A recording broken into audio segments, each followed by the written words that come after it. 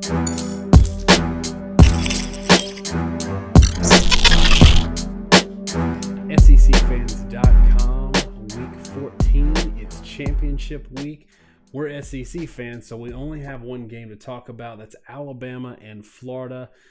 I got Husky Pup back in the house. We got our computer model ready to go. But before we get into that, just wanted to say a quick thanks to everybody that has made it to championship weekend with us. We are dragging you across the finish line. Podcasters have actually stepped it up. I think it was because Husky gave the plea last week to step it up, to reach out, to really listen to the show. We dipped a little bit into the Big Ten last week, and we did some pretty good review work on that game and the prospects of Ohio State and Penn State, which one should make it in the playoffs. So there should be a video for that on YouTube, and it'll make it into the review podcast if you're listening from there. So let's get right into this, Husky. We've got Alabama and Florida. The line on this game is 21 points, but we like to go a little bit past the line and talk about the details. Both of these teams may be trending in different directions. Florida got a lot of confidence after that LSU game, but then struggled against Florida State, and Alabama just kept rolling right through the Iron Bowl and looking to get another championship. Same two teams in 2 years, and it seems like these are, the SEC championship game stalwarts, so no surprise there. Familiar foes. Let's talk a little bit about, before we get into the model and before we get into the numbers, let's talk about how these teams are trending and just kind of a high level, not a recap of the season, but kind of where they are right now and maybe some matchups of interest between these two teams. There's no doubt that Alabama has been trending up and Florida has been probably trending down. Florida, lest we forget, didn't really start the season that great. They looked pretty darn sluggish in the UMass game. They looked pretty dominant against Kentucky, but there was a lot more at play there in terms of interceptions and whatnot. Sort of woke up against North Texas, and then all of a sudden in their first real game against Tennessee, they blow it. They look bad against Vandy, thumped Missouri. Everybody's thumped Missouri. Beat Georgia despite not moving the ball at all. Lose to Arkansas. So, point being, they've been up and down all year, often down more than up. We've both been pretty critical of the play calling and consistency of the offense. I don't blame so much McElwain for that. I mean, a lot of it's just not having a great quarterback. He managed to find something with Greer, tried to make it work with Del Rio. Del Rio's been injured all year. And now they're trying to make hay with a backup quarterback from Purdue and doing about the best they possibly can with that situation. But Alabama, on the other hand, started hot and finished hot. And again, I say they finished strong. I think Alabama is a better team now than they were to start this year. I don't think it's close. And it's not necessarily reflected so much, but they ended three of the last four games that Alabama played were Texas A&M, LSU, and Auburn, which going into each one of those games was a very highly ranked team. I mean, those were all top 15 teams. They played Tennessee before that in a huge matchup. So, Alabama had a very backloaded schedule, and they've basically came through it with flying colors, winning every one of those games by multiple scores. I don't think it's any surprise that you're looking at 20-point, 3 touchdown spread in this game. As much as, Florida fans may not like it, just because of how utterly dominant Alabama has been to this point this season. So I think we've talked a little bit for if we've got some Florida fans or some non-Alabama fans listening to us right now. We've talked a little bit about how if you want to beat Alabama, obviously everyone loves to discuss the mobile quarterbacks or having the great quarterbacks and having, certain elements on offense. But what we've said the whole year basically is you're going to have a hard time scoring points. You need to be able to take advantage of the limitations that Alabama has throwing the ball, not at quarterback, because I think Jalen Hurts brings an element with his legs that is effective regardless of what defense he plays. We saw that against LSU. But in terms of throwing the ball, to beat Alabama, it starts there. It doesn't end there, but it starts there. You've got to be able to limit their ability to throw the ball, and they've shown that they can struggle against good defenses. So if we're looking at a matchup that maybe favors Florida or maybe gives Florida fans a little hope where the rest of the media is not giving them any hope, is it that defense? Is it that strong secondary led by Tabor and the not only the ability to generate turnovers, but just the ability to limit opposing defenses or offenses in terms of throwing the ball? Is that somewhere where it's kind of a throwaway thing that people say, or is there something to it that they could actually limit Alabama? Definitely think there's something to it. I mean, the key to stopping Alabama all year has been to stop the run. I mean, you stop Alabama by stopping the short run. You don't let Jalen Hurts get loose. You make him beat you with his arm. He is a true freshman quarterback, and as a true freshman, he knows how to use his legs and he knows how to make plays. But a lot like Lamar Jackson, he doesn't really know what the play is, and he can't predict guys being open in coverage. And he's probably a year or two away from really reaching his full potential. So if you make him think, that's probably how you beat him. So if you're a silver lining, it's if you can get disruption, and we saw LSU sort of stymied it. Auburn held off Alabama's offense for a half. Ole Miss did for a half, and I will. You may chuckle at that, but realize at that point, Ole Miss's defense was a completely different unit when they were much healthier and had one of the best fronts in college football. Really, I mean, they dominated Georgia, and all those teams gave Alabama fits because Alabama tends to create a lot of turnovers, stall, and take a lot of negative plays. I don't know how much of that's Kiffin and how much of it's not. I will. Do you mind if I turn it around and kind of turn on that silver lining a bit? I never mind when you have an idea that might lead to either a rant or some great insight. Well, here's the issue with that whole thought that I just put out, and that's their run defense is great. It's the linchpin of how they win. A few weeks ago, we ran a model, right? Florida LSU. Florida was giving up 78% of opponent rush averages. It was just 2 games ago, and they're already up to 81% in just 2 games. That rush defense that was so stout early in the year and was holding teams to right at 3 yards per carry is now creeping its way quickly up to 4. And the reason for that is injuries. And it's, there's a lot of times I think we take heat because we really call it like we see it. And people talk about all the great things teams do. Totally get that. Not trying to discount it, but we're just trying to tell you what strengths and weaknesses are in each matchup. And injuries may not be the fault of Florida in the same way they weren't the fault of Tennessee, but they're going to be a big story here.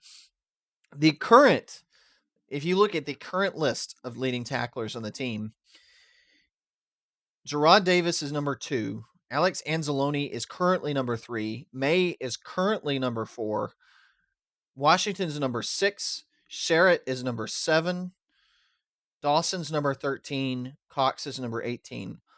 All those players are injured, and with the possible exception of Dawson, none of them will play against Alabama. So number 2, your second, third, fourth, sixth, and 7th leading tackler on this team will not play. You're down to 2 of your best 7 leading tacklers. That's devastating. The defense that will play against Alabama in this game will not resemble the defense that Florida was able to put on the field early this season. And it's kind of tragic because it's going to make it tremendously harder for Florida to win this football game. I think that's completely fair. And I think that's something that you can't discuss this game without talking about. But my question to you would be, just to play a little bit of devil's advocate here, is what Florida has left in terms of personnel worse than a Chattanooga or that's the one really that I look at. That I know there's some weird things because it's not a big time game and they do some scrimmage game type stuff, but that was a defense that gave them a lot of trouble, that was able to limit Jalen Hurts throwing the ball. And I look at a Florida defense that played Florida State this weekend, and they really did limit Francois. 138 yards, 5.3 attempts per attempt, 1 touchdown, 1 interception. So do they have enough left in the tank? Because I don't think it takes an elite defense to limit Jalen throwing the ball. I do think it takes an elite to at least great defense, good plus if you want, to keep them from scoring a ton of points. But in terms of just limiting Jalen Hurts, do they have enough personnel left to do that? I certainly think they do. They're still tremendously talented. And, I was talking about those were leaders in tackles, but they've still, if you look at tackles for loss, I mean, the leaders are Zuniga and Brantley, both with 8.5. The next best person was Davis at 6. And Jefferson follows him right behind him at 5. So they've got guys that can be disruptive and get in the backfield, and that's key. They still have that phenomenal set of corners that is going to be able to press coverage and take away the easy throws for Jalen Hurts. So if you can get disruption and force pressure, make Hurts make some bad decisions, there's opportunities for turnovers. I mean, they made that happen against LSU. They made that happen against Florida State. This team can generate turnovers, get short field position, and create disruption. So I certainly think they can keep Alabama off track because the best way to beat Alabama is not to let Alabama sort of be able to run the offense they want to run, keep them off schedule. It's true of anybody, but it's especially true of a run-first team, which Alabama is. And again, Florida does still have their most disruptive players. But again, though, it's going to be tough when you've lost so many big, experienced guys that provided physicality. And I think one of the biggest strains is going to be on the safeties for Florida to see whether they can, not bust coverage and give up an easy play. So to give a comparison, just kind of a data point to sort of mentally conceptualize this defense and relative to Alabama, would you say Florida, their current state in terms of personnel, compare them for me to the defense Alabama just faced in Auburn? Right. I think there's a lot of similarities between Florida and Auburn. In some ways, they're a little better. Some ways, they're a little worse. Auburn last week was given up right at 80% of opponent run averages. Florida's given up 81. Auburn going into last week was given up about 88% of opponent pass averages. Florida's given up about 84%. So maybe a little bit better against the pass. Again, impacted by injury, but there's a lot of similarities. Both teams have very disruptive defensive lines. I think Auburn's is bigger and more physical. Florida, as good as their players are, I'm not really sure that they have, the Carl Lawson, Montravius Adams combo that Auburn has. And without, that the loss of Gerard Davis is probably a huge blow. I mean, that they don't really have a Trey Williams either, but the secondary is at least as good. They still have a tremendous amount of talent in the front seven. They're still very, very physical. So much like Auburn last week, which for about a half just absolutely frustrated the crap out of Alabama, caused a lot of turnovers. Florida is just as opportunistic, if not more so. And if Alabama comes out, just drunk and sleepwalking, like they did against Auburn, like they did against Florida last year in the championship game, really, there's going to be some opportunities for the offense to get the ball in good field position. I think the bigger question, which every Florida fan is well aware of, is if they do get the ball, are they going to be able to do anything with it? Yeah, and I think that we saw against Auburn sort of what you see also with LSU, what you see with a good defensive team that even might inherit some short fields from Alabama in terms of just being knuckleheads on offense. It doesn't necessarily mean it translates to points or the amount of points that will matter. So not to give away my pick a little early, but I think for that reason, we're looking at a game that may not be super close just because there is so much leash here and so much runway for Alabama to even make mistakes. offensively and still not be in a huge hole, that I don't know that these deficiencies they have and these matchup considerations that are in Florida's favor really matter that much. Yeah, I'd agree. I mean, last week Auburn against Alabama, they had 12 points off those turnovers. They only had 7 first downs. I mean, they they had more points than first downs, almost double, because despite all the turnovers, and Hurts had 2 interceptions. He fumbled 3 times in the first half. They just didn't lose any of them. It's so hard to capitalize when Alabama's defense is this ridiculously good. And if there's one thing you can do on Alabama, it's you can throw the ball some. But there's really no indication that Florida has a sophisticated downfield passing game. The one thing they were able to do against Florida State and LSU was run the ball. And we're about at the point where this Alabama defense giving up only 43% of opponent averages, only they're averaging allowing 2.2 yards per play. You almost have to concede the run game won't exist.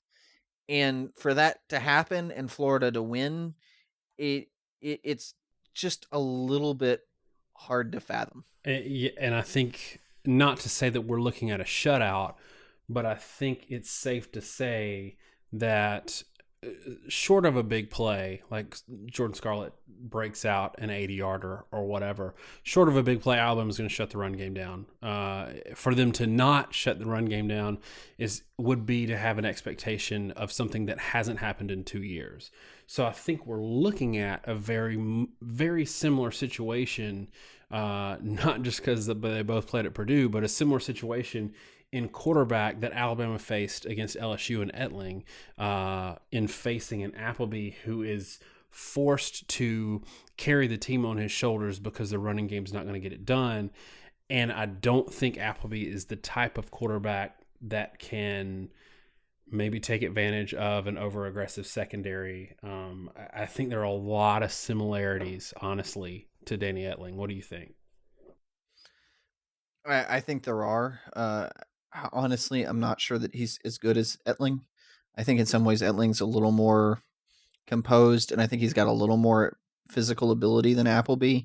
At times, Appleby seems really limited, and the staff's aware of it, and you can see it in the play calling. It just, again, it is what it is. There's a reason they wanted to start Del Rio, who himself started as a walk-on at Alabama, and that's because they don't really love what they have with Appleby, but they've just got to roll with it.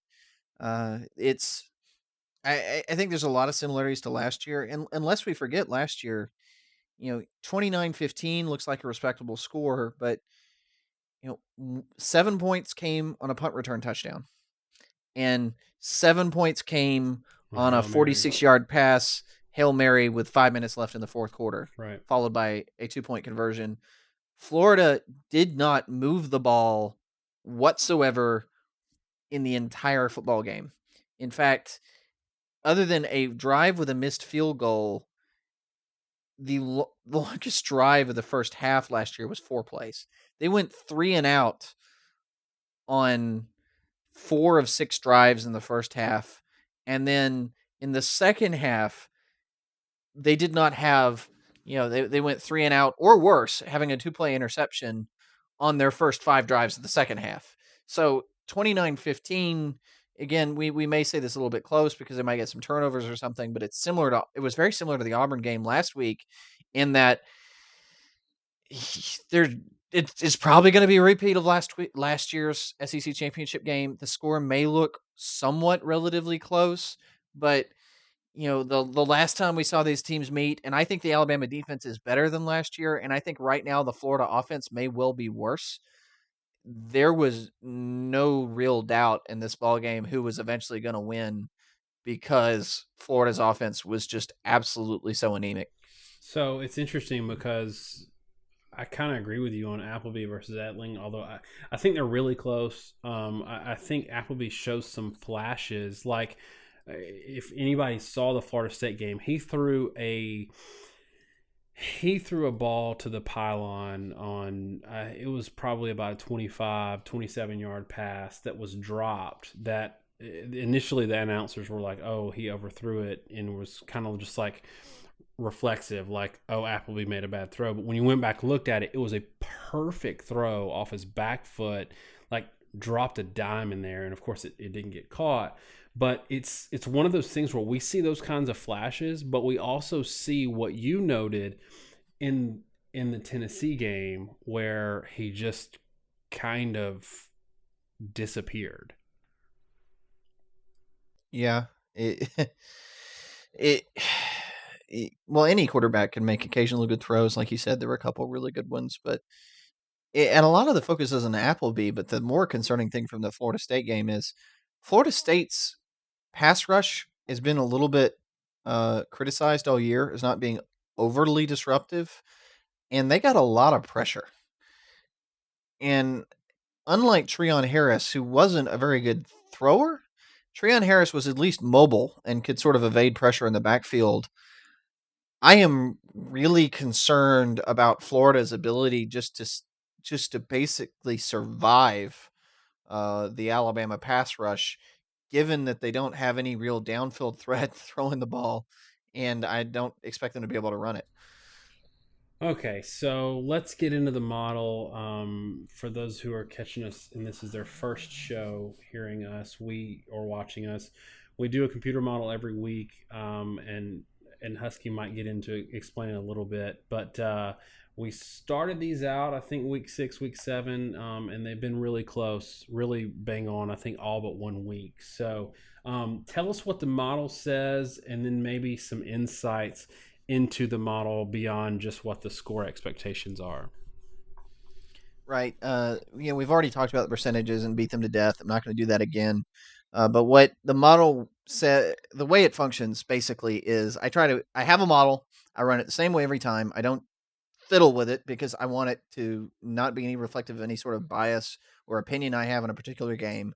And it looks at the per play production of each team. I don't look at total offense because total offense is too dependent upon tempo, right? Some teams run 100 plays in a game, some run 50. But I sort of assume the point production for each team is somewhat a function of the per play average. So if I get 8 yards per play, I'm probably going to have to score a ton of points. If I get 3 yards per play, I may not score many. In this case, it's not linear. What does that mean? It means I may go from 5 yards per play to 7 yards per play, and I will go from 20 points to 60 points. Because at 5 yards per play, I'm sort of grinding out first downs, and at 7 yards per play, I'm getting a first down every time I touch the ball, or every other play consistently, and nobody can ever stop me. And that's, by the way, that's actually a pretty inapt example of the way most teams operate.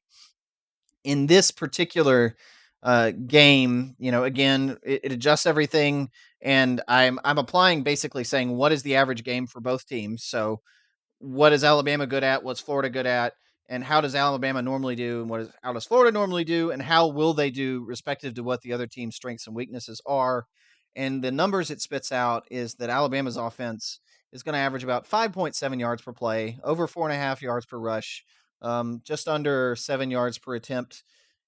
Good enough numbers to move the ball pretty effectively, honestly, at 5.7 per on average.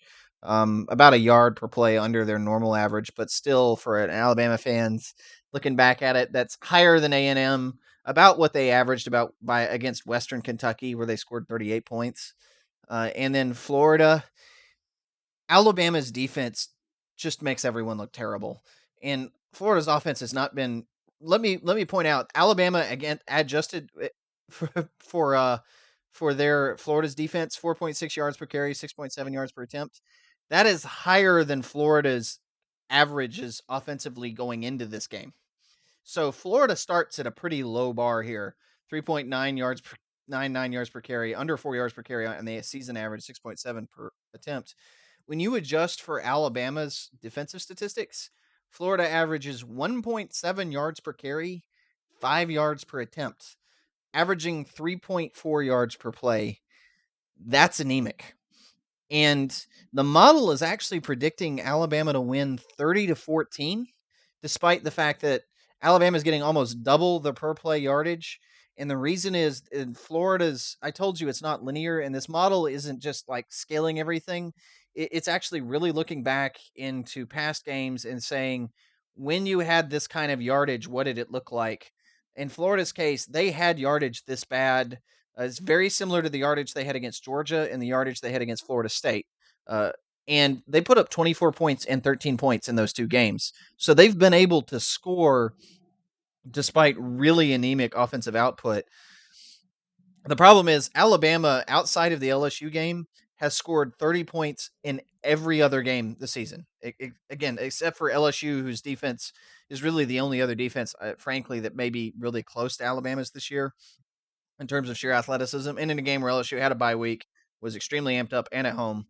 Every other game this year, Alabama has scored at least 30. So if Alabama has any sort of production, the model fully expects them to get at least 30 points, and that's where you get 30 to 14. And I want to do like I do every week and ask you what your gut score is going to be, but I'm going to go ahead and tell you mine. Um, some of these points that they've been able to find, maybe a little disjointed from their production, has come from either a 98-yarder against LSU or a special teams play last week. Where, to be fair, Florida for a couple of years now has been pretty reliably able to get some special teams points. So that's not really that far out of whack. But I just think right now, give me 27-6 Alabama. I think ugly first half, like we've seen from Alabama this year. For some reason, Kiffin's script is off script. But give me 27-6, and I just think Florida is a quarterback and an offseason of getting healthy away from being a really good football team and owning the East. So with that, I'm interested to see what you think in terms of, okay, we've got the model score, but what does your gut say? Well, I kind of began this whole discussion with this game by talking about Florida's injuries. It's very unfortunate because I think if healthy, with what at this point is probably going to be 7 or 8 defensive starters out for this ball game, it's a completely different defense. And I think you have to factor that in. This model does not weight recent games. We already discussed with the Tennessee game that it can't really handle massive injury situations. Obviously, that's affected the past couple games, but I think it's going to be a much bigger deal against an Alabama team that is far more balanced than LSU was. And by the way, LSU did march down the field and had the opportunity to score a lot of points. They were just completely one dimensional, and a lot more balanced than Florida State, because Florida State ran the ball. This was the big deal to me. Florida State with Dalvin Cook last week was pretty darn successful running the football. And that to me is a serious red flag against an Alabama team that is, I don't think there's any doubt that Alabama is a better run team than Florida State is.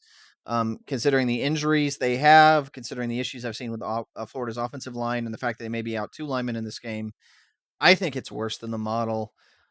I honestly think it's probably going to be 37-3. I think at some point Florida gets a turnover, probably doesn't score and gets a field goal.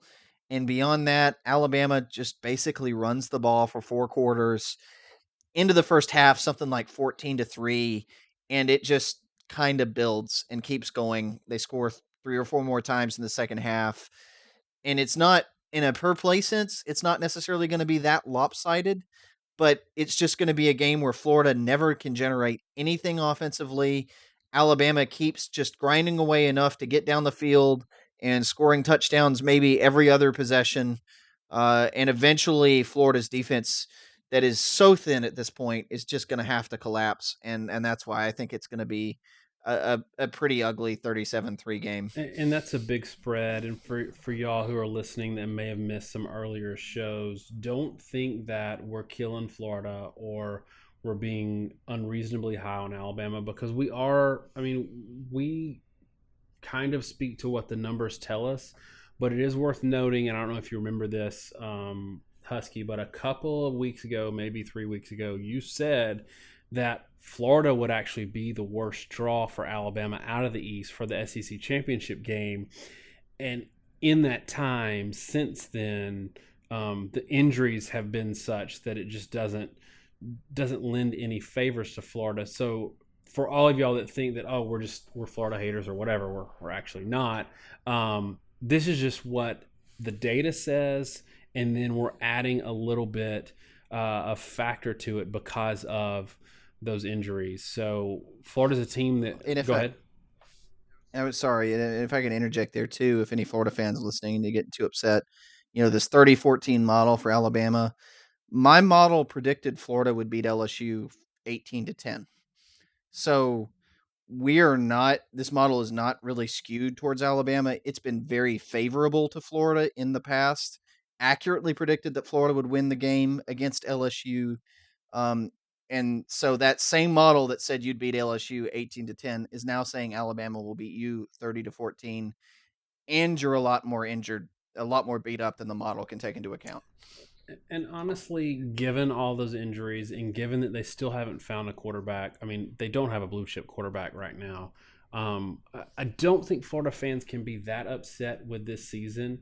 There is a game here or there that they could be disappointed with, but they kind of are where they could be given all of these things. I think a healthy Florida actually beats Florida State. So I don't know what kind of bowl they're going to draw, given the weird who's going to the Sugar Bowl thing, since it seems like everybody in the SEC is 8-4.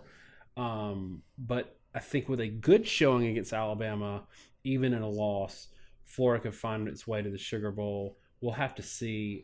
It's another Florida-Alabama SEC championship game. I have a soft spot for this since I was at the first one in Birmingham. So any other thoughts on this, Husky, before we wrap it up? Not really. I think it'll be interesting to see. And, I gave this huge prediction, and I almost feel like I should backtrack, because I do think if this game starts getting a little bit out of hand, the whole Saban-McElwain relationship will come into play. Saban is not going to run up the score on Jim McElwain. And you can say what you want, but, he's had some coaches that he liked or coached for him. They have a particularly good relationship and a tremendous amount of respect for each other. So I do not see any scenario where Alabama runs the score up. They're going to do everything possible to shut it down if that starts to happen. I don't think he'd run it up on Mac, but I don't know that Alabama has the offense, a dynamic enough offense to run it up if they wanted to. Maybe with the injuries, I don't know. But I do agree. I don't think he would ever run it up on Mac. After the Mo Smith Kirby thing, maybe he would run it up on Georgia. I don't know, but that's also an interesting discussion for another day. Y'all, that's our show for this week. Again, only the one preview game, but we had a lot of content reviewing the previous week, and we've been getting them out earlier and earlier, so they are out there for you to check out. Thanks so much again for hanging with us this late in the season. We are going to do some bowl coverage. We're probably not going to be as consistently, huge, long podcast shows or multiple shows on YouTube every week throughout bowl season, because it's a lot of content and these things take so much time to put together. And it's been a long year, but we are going to be around for bowl season, so keep an eye out for us in that. And obviously, if and when an SEC team gets in the championship or the playoffs, we are going to obviously talk about it and have some coverage there, because we want to talk about how the SEC is going to avenge that loss to Ohio State from a couple of years ago. So again, thanks so much, y'all. Any comments, please put them below. We want to hear from you. What's your score prediction for this game? And bonus question of the day, if Alabama loses this game, do they still make the playoff? Husky and I probably should have talked about that, but maybe we can talk about it in the comments. Thanks so much, y'all. Have a great week, and God bless.